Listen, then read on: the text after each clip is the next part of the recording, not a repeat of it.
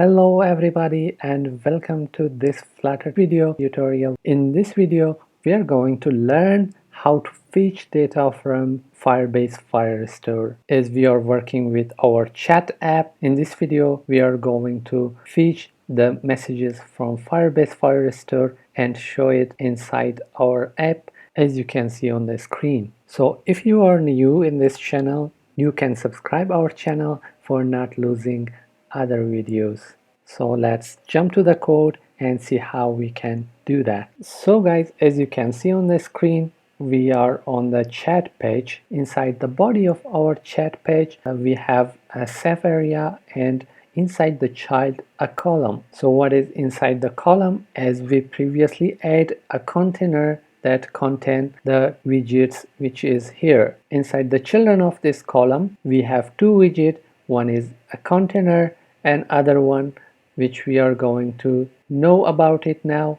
It is a stream builder. So today we are going to use the stream builder. So by the help of this stream builder, we are going to subscribe to our database that whatever changes come to our Firebase database, then we can hear that. So guys, this stream builder has two important properties. Number one is stream. It says that give me the path of your data, where the data comes from. We are going to type our Firebase Firestore reference.collection, our messages.snapshot. So we get all the data from this path. So the builder, it has anonymous function and we can give a context and give it the snapshot. And by the help of this builder, we are returning our UI and build all the children of the streams which is here.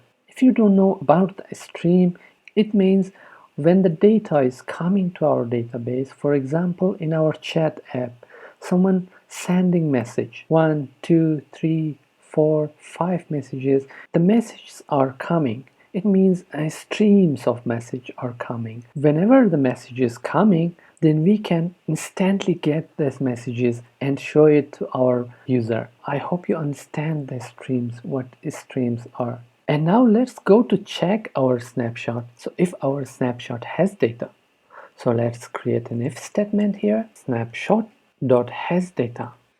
So if it has data, then final db messages equal to snapshot.data property.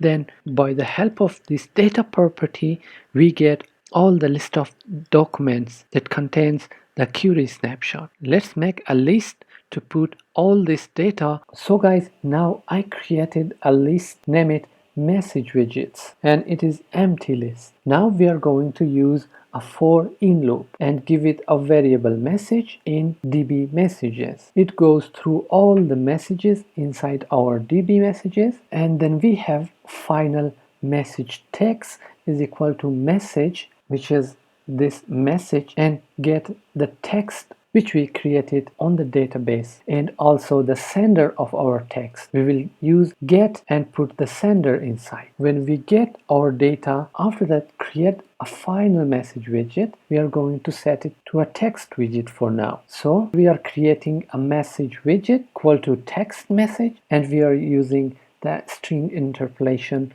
of messages using the $sign messages and a text, again the sender. After that, when we get this data inside the message widget, and then we are going to add it to our list by typing the name of our list dot add. What we are going to add inside, we are going to add the message widget which contain the text and the sender. And now we are going to return a column that contains our messages. Now it's the return a column, and inside the children we are going to return our list of messages. And I hope you understand this all codes. This code is going to retrieve the data from our Firebase Firestore and show it inside our chat app.